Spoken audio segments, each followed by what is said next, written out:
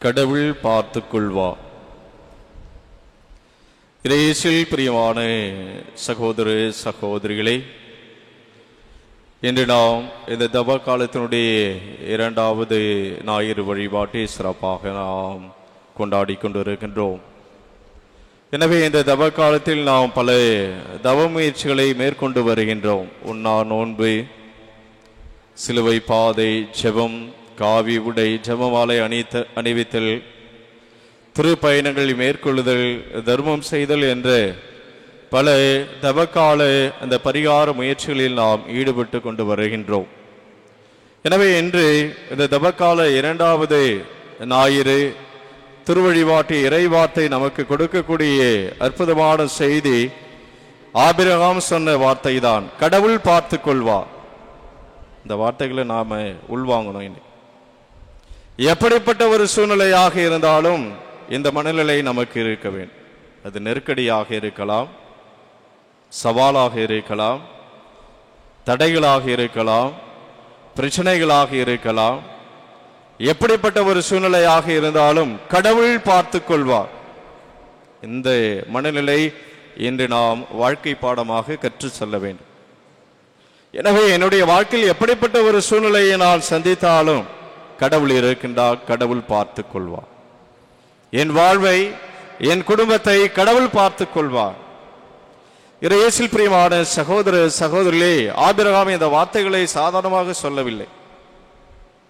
சாதாரணமாக சொல்ல முடியாது. அவருடைய வாழ்க்கையில் அவருடைய சூழ்நிலையை நாம் சற்று தியானித்தோம் என்று சொன்னால், சிந்தித்தோம் என்று சொன்னால், இந்த வார்த்தைகளை அவர் எவ்வளவு ஆழமான விசுவாசம் கடவுள் வைத்திருந்தால் இந்த வார்த்தைகளை அவர் சொல்லி இருப்பார்.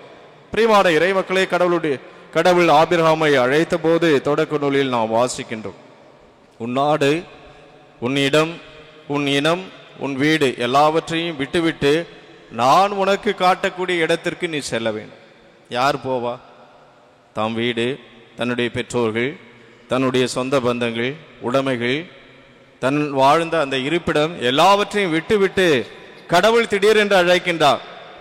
நான் உனக்கு ஒரு இடத்தை காட்டுவேன், நீ எல்லாத்தையும் விட்டுட்டு அங்க போகணும். உடனடியாக ஆபிரகாம் சென்றார். சற்றும் யோசிக்கவில்லை. தன்னுடைய வீடு, தன்னுடைய நாடு, தன்னுடைய இனம் எல்லாவற்றையும் விட்டுவிட்டு கடவுள் சொன்ன அந்த இடத்திற்கு உடனடியாக சென்றார். அப்படி போனா உனக்கு என்ன? நான் உனக்கு காட்டக்கூடிய நாட்டிற்கு நீ சென்றால் உன்னுடைய நாடு, உன்னுடைய வீடு, உன்னுடைய இனம் எல்லாவற்றையும் விட்டுவிட்டு நான் உனக்கு காட்டக்கூடிய அந்த இடத்திற்கு நீ சென்றால் உனக்கு என்ன நடக்கும்? வானத்து விண்மீன்களை போல, கடல் மணலை போல, வானத்து விண்மீன்களை போல, கடல் மணலை போல உன் சந்ததியை நான் பெருக செய்வேன். ஆசீர்வாதத்திற்கு மேல் ஆசீர்வாதத்தை நான் கொடுப்பேன். என்னை நம்பி, என்னை விசுவசித்து உன்னுடைய நாடு, உன்னுடைய வீடு, உன்னுடைய இனம் அனைத்தையும் விட்டுவிட்டு நான் உனக்கு காட்டக்கூடிய அந்த இடத்திற்கு நீ சென்றால் உனக்கு ஆசீர்வாதத்திற்கு மேல் ஆசீர்வாதத்தை நான் கொடுப்பேன். எப்படிப்பட்ட ஆசீர்வாதம்? உன் தலைமுறை, உன் பரம்பரை, உன் சந்ததியை நான் பெருக செய்வேன். வானத்து விண்மீன்களை போல, கடல் மணலை போல நான் பெருக செய்வேன். நீயே ஆசியாக இருப்பாய். எனவே நான் உனக்கு ஆசி வழங்குவேன் என்று அந்த ஆபிரகாமுக்கு கடவுள் மிக அற்புதமான ஒரு வாக்குறுதியை கொடுக்கின்றார். பிரியமான சகோதர சகோதரி, இப்படிப்பட்ட ஒரு சூழ்நிலை நமக்கு ஏற்பட்டால் நம்ம வீட்டை விட்டுட்டு, நம்ம நாட்டை விட்டுட்டு, நம்மளுடைய உறவுகள் எல்லாம் விட்டுட்டு நாம போவோமா? அப்ப ஆபிரகாம் போனார்னா எந்த அளவுக்கு கடவுளை நம்பி இருப்பார் பாரு. அதனால்தான் அவர் விசுவாசத்தின் தந்தை, நம்பிக்கையின் தந்தை. யாரை நம்பினார்? கடவுளை நம்பினார். கடவுள் என்னை படைத்தார், கடவுள் என்னை வாழ வைத்துக் கொண்டு இருக்கின்றார்.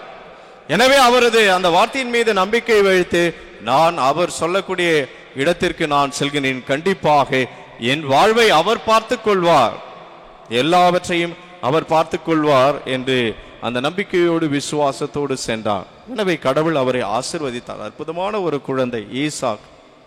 எப்படிப்பட்ட ஒரு சூழ்நிலை? இயற்கைக்கு அப்பாற்பட்ட ஒரு சூழ்நிலையில் முதிர்ந்த வயதில் குழந்தை பேரு பெற முடியாத அந்த சூழ்நிலை, அந்த வயதையெல்லாம் தாண்டிய ஒரு சூழ்நிலை. எனவே இயற்கைக்கு அப்பாற்பட்ட ஒரு சூழ்நிலையில் இந்த உலக பார்வையில் சாத்தியமே கிடையாது. மருத்துவ ரீதியாக சாத்தியமே கிடையாது.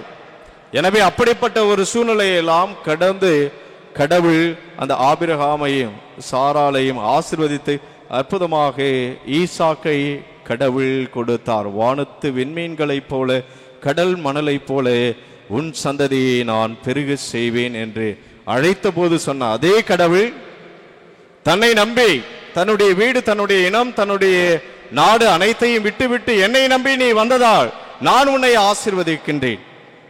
ஈசாக்கு என்ற அற்புதமான குழந்தையை கொடுத்து நான் உன்னை ஆசீர்வதிக்கின்றேன். பிரியமான இறை மக்களே, எனவே அப்படி ஆசீர்வாதமாக பெற்ற அந்த குழந்தையை மீண்டுமாக கடவுள் நீ எனக்கு பலியிட வேண்டும். என்ன மிருகத்தையா? இல்லையே, நீ பெற்ற ஒரே மகனை எனக்கு பலியாக கொடுக்க. ஆடு அல்ல, மாடு அல்ல, மற்ற எந்த மிருகங்களை அல்ல, மாறாக நீ எனக்கு பலியாக கொடுக்க வேண்டியது நான் உனக்கு ஆசீர்வாதமாக கொடுத்த அந்த ஒரே மகன். என்னை நம்பி நீ சென்ற இடம் நான் உனக்கு வாக்குறுதி கொடுத்தேன்.